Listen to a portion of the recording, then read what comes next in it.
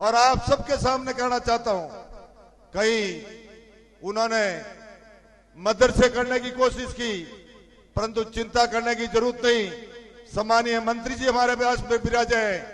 हमने जाकर के मांग की, इन्होंने कहा कि आज से कैंसिल किया जाता है, तो मैं धन्यवाद देता हूं मंत्री जी को। आप देख रहे हैं मशाल न्यूज, जन जन की आवाज, आफ्ताब इरफान के साथ। कुछ दिन पूर्व कालंदरी में एक निजी विद्यालय के उद्घाटन के अवसर पर मंच से एक विद्यालय का उद्घाटन हो रहा था और एक प्राथमिक विद्यालय को बंद करने की घोषणा की गई। स्थानीय विधायक और राज्य सरकार में मंत्री ओटाराम देवासी ने वहां मौजूद शिक्षा मंत्री की सहमति से घोषणा की कि कालंदरी में आज से मदरसा बंद किया जाता है।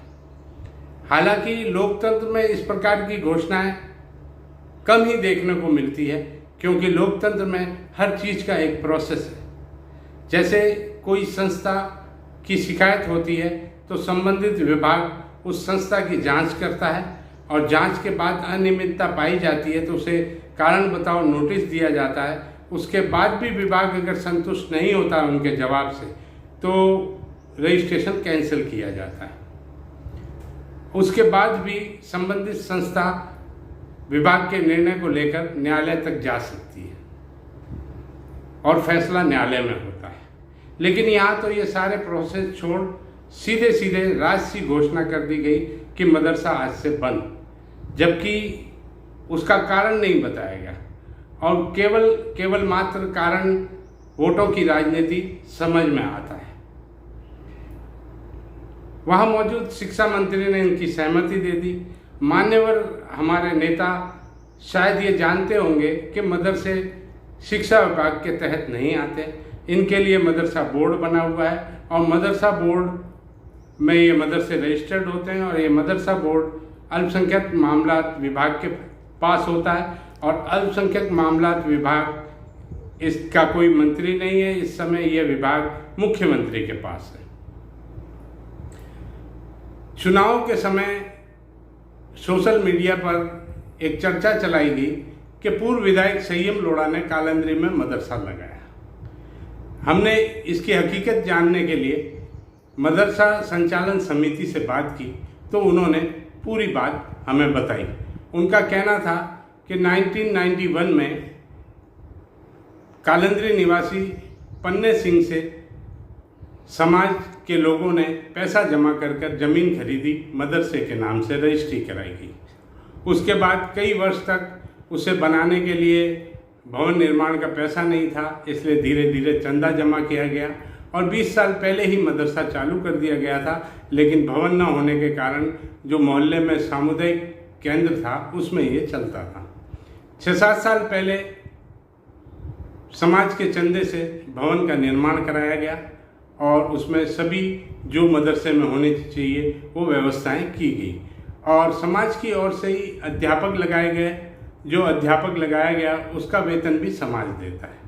उसके बाद 1 वर्ष पूर्व इसका रजिस्ट्रेशन इस मदरसे का मदरसा बोर्ड में किया गया।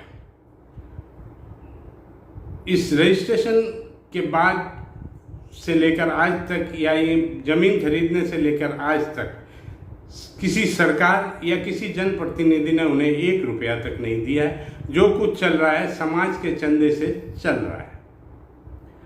वहीं इस तरह की घोषणाएं ये साबित करती है कि राजनीति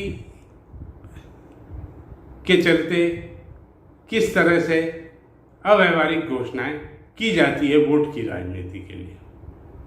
जबकि प्रधानमंत्री नरेंद्र मोदी ने कहा है सबका साथ सबका विकास और राजस्थान सरकार ने मदरसा बोर्ड बनाया है और पिछली वसुंधरा सरकार ने तो इन मदरसों को आधुनिकीकरण करने के लिए कंप्यूटर फर्नीचर दिए और अब पैरा टीचर लगाए जा रहे हैं। जिन मदरसों में 40 बच्चों से ऊपर है वहाँ पैरा टीचर लगाए जाते हैं, उनकी तनख्वाह सरकार देती है और मिड डे मील भी चालू किया गया।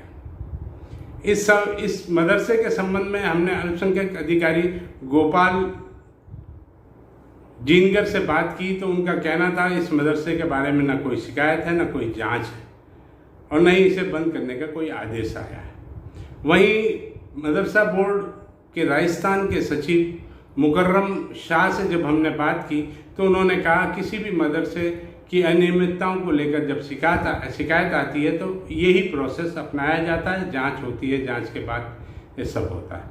लेकिन इस प्रकार की मंच से अव्यावहारिक घोषणा की गई और उसके आश्चर्य की बात तो यह है कि मीडिया ने इस अव्यावहारिक घोषणा को कोई जगह नहीं दी। अपने आप को राष्ट्रीय स्तर का बैनर कहे जाने वाले बैनरों में भी इस घोषणा का कहीं जिक्र नहीं था।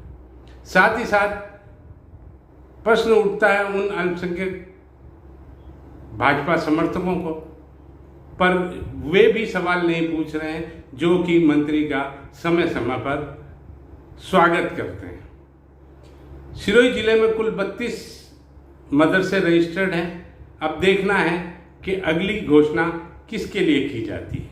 आइए देखें मंत्री जी की घोषणा और मदरसे के दस्तावेज।